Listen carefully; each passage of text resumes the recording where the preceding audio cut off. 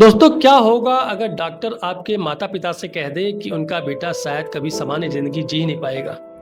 क्या होगा अगर एक बच्चा अपने दोस्तों की तरह दौड़ ना सके, खेल ना सके, स्कूल ना जा सके?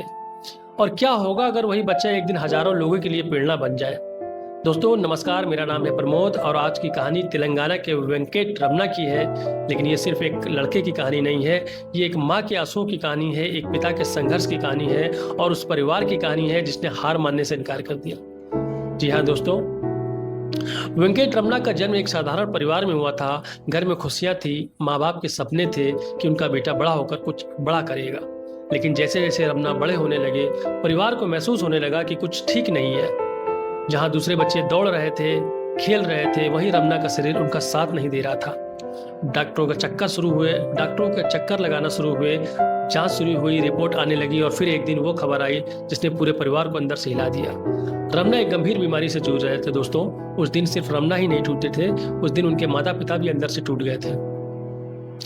कहते हैं दुनिया में सबसे ज्यादा दर्द माँ को तब होता है जब उनका बच्चा दर्द में होता है। रमना की माँ हर दिन अपने बेटे को संघर्ष करती हुई देखती थी। जब रमना दर्द से कराते थे तो उनकी माँ की आंखों से भी आंसू निकल आते थे। रात को 2-2 बजे तक जगना, दवाई देना, बेटे को संभालना, उसकी हिम्मत बनाना, ये उनकी रोज की जिंदगी बन चुकी थी। दोस्तों कई बार तो जब सब लोग सो जाते थे तो रमना की माँ अकेले बैठ के रोती थी और सुबह होते ही चेहरे पर मुस्कान ले आती थी, क्योंकि उनको पता था कि अगर वो टूट गई तो उनका बेटा भी अंदर से टूट जाएगा। एक तरफ तो दोस्तों माँ के आंसू थे, दूसरी तरफ पिता की जिम्मेदारियां भी थी। अस्पताल का खर्चा, दवाइयों का खर्चा, घर का खर्चा, भविष्य की चिंता, सब कुछ उनके कंधे पर था। कई बार पिता बाहर से मजबूत दिखाई देते थे लेकिन अंदर ही अंदर टूट रहे होते थे। रमला के पिता के मन में भी एक सवाल बार बार आता था, मेरे बच्चे का भविष्य का क्या होगा। लेकिन उन्होंने हार नहीं मानी दोस्तों, उन्होंने संघर्ष जारी रखा क्योंकि उनको अपने बेटे पर विश्वास था। समय बीतता गया, रमना की दुनिया एक कमरे तक सीमित हो गई। खिड़की के बाहर दुनिया दौड़ रही थी लेकिन वह बिस्तर पे थे।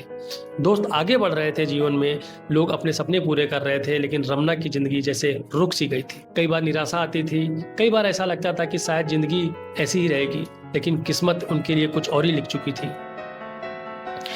एक दिन रमना के हाथ में मोबाइल फोन आया दोस्तों। बहुत लोगों के लिए मोबाइल फोन सिर्फ एक मनोरंजन का साधन होता है, लेकिन रमना के लिए दोस्तों एक ये नई दुनिया का दरवाजा था। उन्होंने इंटरनेट का इस्तेमाल करना सीखा, वीडियो देखे, नई चीज़ें सीखी, डिजिटल मार्केटिंग के बारे में जाना, हर दिन कुछ नया सीखते गए।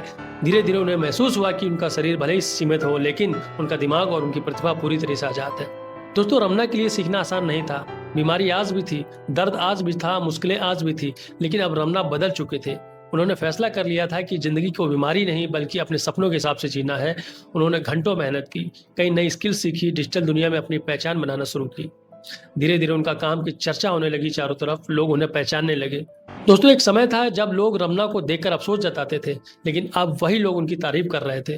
जिस बेटों को लेकर माता पिता रात भर जगते थे, वही बेटे अब उनकी सबसे बड़ी ताकत बन चुका था। माँ की आंखों में आंसू अब भी थे, लेकिन दर्द के नहीं थे दोस्तों, ये गर्व के आंसू थे। पिता के चेहरे पर अब चिंता नहीं, संतोष दिखाई देता था।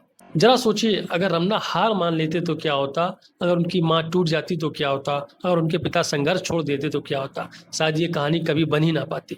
लेकिन इस परिवार ने हार नहीं मानी, उन्होंने मुश्किलों से लड़ना चुना और यही फैसले ने उनकी जिंदगी बदल दी। आज वेंकट रमना हजारों लोगों को ये संदेश देते हैं कि इंसान की सबसे बड़ी ताकत उसका शरीर नहीं होता है, उसका हौसला होता है दोस्तों।